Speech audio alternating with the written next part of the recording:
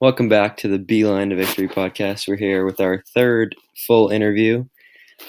But first, I want to take a moment to wish Coach Harbaugh a happy birthday and hopefully a better 2018 than 2017.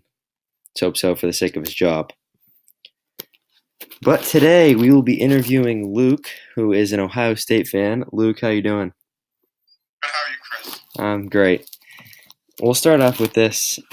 Ohio State played North Carolina today. They lost by, I believe, 12 points. Your reaction to them hanging with them?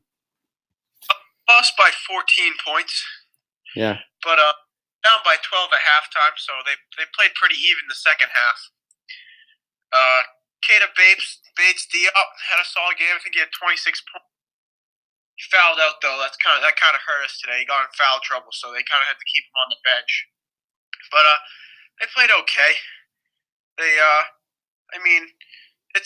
We're kind of in a rebuilding year here with Chris you're Holtman. rebuilding year every year. Don Mata had to go.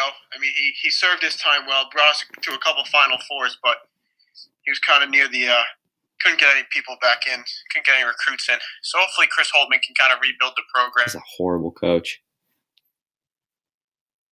Wasn't bad, coach. He was near the end. No, I'm saying Chris Holtman's a horrible coach.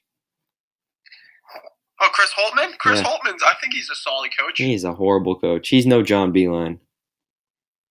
Well, I mean, he hasn't won any Big Ten championships yet, but I think they're on the way. Yeah, we'll see about that. What do you think that former Michigan player and now transferred to Ohio State, Andrew Dockage, is added to the team? I think he played okay. He cannot handle the ball. He is very bad with pressure. But he's a hustler. He took a couple of charges.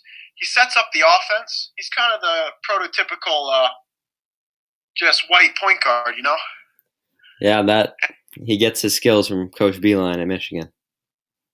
Yeah, well, clearly Holtman knows what to do with him. So, we only have 1 year of him. So he's not gonna bring us to the Final Four. Maybe he'll help us sneak into the NCAA tournament, but not making the tournament. There's no way that happens. I can't wait till you guys come to Ann Arbor and get absolutely waxed by Michigan. Well, hopefully you guys can do better than you did last time. Yeah, well, we're not going to talk about that game. We're going to move on to football now. How do you react to Joel Klatt ranking Michigan ahead of Ohio State for next year's rankings? He had Michigan at number 3. It's early. J.K. Dobbins, I think, will be able to carry Ohio State. Our quarterback situation with Haskins, don't really know. He played well his limited time, but he's not. I don't know how mature he really is. So. Meanwhile, we have a 5-star quarterback.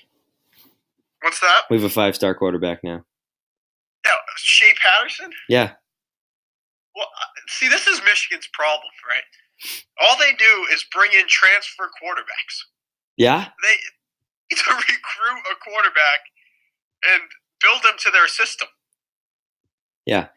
Well, hopefully this transfer works out better than the last one with O'Korn. That went well.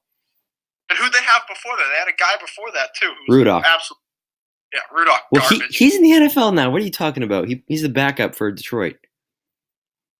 Okay, we'll see how he turns out. Yeah, if Stafford goes down, I mean, Detroit's a Super Bowl contender because Rudolph would be right in there and lead them to the Super Bowl. They're not even going to make the playoffs anyway. Well, if they make the playoffs and Stafford gets hurt, I mean, I got them winning it all. All right, we'll see. All right. Next year, what do you expect out of the Ohio State defense? They're probably losing a few guys this year. How do you think they'll bounce back from losing them? I think their secondary is going to be young again, like it always is. They always do a good job recruiting quarterbacks and safeties. Nick Bosa will be back, so that's big for us. And I think we're going to have a solid defense as long as Shiano doesn't go anywhere.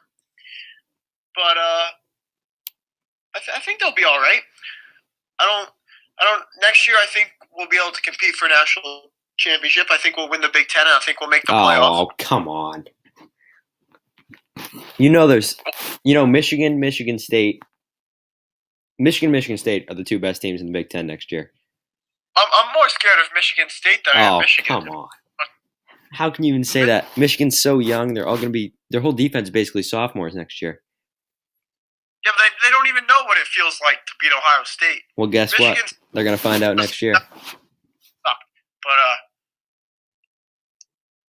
Michigan doesn't scare me. Yeah, okay. We'll see about that next year. And we're going to go into Columbus and win next year. Until Harbaugh can prove that he can beat Ohio State, then I'll be scared.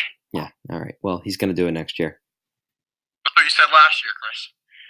All right. Well, I have to ask, how do you feel about Ohio State getting left out of the playoff and Alabama being in? I was a little upset, but throughout this year, I never really thought we were playoff. We had a chance to win the national championship even if we got in. Did this set in after you got blown out by Iowa?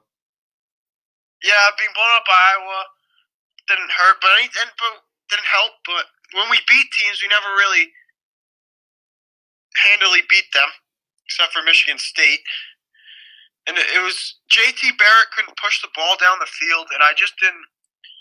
You can't bench the guy, but I didn't feel like he could lead us to a championship. He could have won the Heisman if he had a few more touchdowns this year. Yeah, this happens with a lot of Ohio State fans. You guys don't appreciate JT Barrett. He was a great quarterback. Your last podcast, you were making the guy sound out like he was junk. No, I'm serious.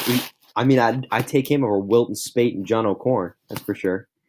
Oh yeah, I would too, but I don't think I've seen a quarterback regress over 4 years. He did not regress. JT Barrett threw 40 touchdowns.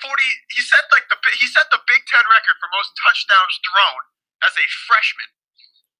Well, if you look back at it, they had yards. He's standing at the end of his career. If you look back at it, technically they had a better year last year because he was short of the line to gain against Michigan. Well, forward progress got him there, and then he got spun. He was not. He wasn't there. He did not get there. Yes, he did. No, he did not. Yes, he did. He was there by about half a yard. This is what I get. This is a normal bandwagon Ohio State fan right here. You go after JT Barrett, who's an elite college quarterback. JT Barrett is not an elite college quarterback. Because you guys are so spoiled after winning that. After you hopped on their bandwagon when they won the national championship 2 years ago. Yep. JT Barrett is not an elite. Yes, he is. Not. I've never seen a worse quarterback lead a school in wins. Oh my God. That's awful. That is horrible. You don't appreciate good quarterback play. I want Braxton Miller back. Yeah? Yeah, or Troy Smith. Well, it turns out the last Ohio State fan I interviewed on my last podcast didn't even know who Braxton Miller was. Oh, well, I want him back. We turned him into a wide receiver. We should have kept him at quarterback. Yeah, he was not better than JT Barrett. He was definitely better than JT Barrett. He had more. He could throw it down the field better. He was faster than JT Barrett. Had more explosiveness. He wasn't about the thing JT Barrett had. He had great leadership, but. Yeah, and he was also a better quarterback. Yeah. I mean, there's no question. I don't even know how you can argue that. I thought Braxton Miller is definitely. I don't know if he was a better quarterback, but he was a better player than JT Barrett. All right, well, let's move on to one last topic. I have a Michigan State fan in my ear telling me that Mo Wagner, who's one of the best players in the country, might not even get drafted. He doesn't think he's going to be anything in the NBA. What do you think? I think he's a solid player. He also told me he wouldn't. He also told me that Muhammad Ali Abdur-Rahman would not start on Michigan State. Muhammad Ali Abdur-Rahman would not start on any team in the country. Oh yeah, that's why he's starting for Michigan. He's been going off. He started one team in the country. That's Michigan. He had 17 and 10 against Texas.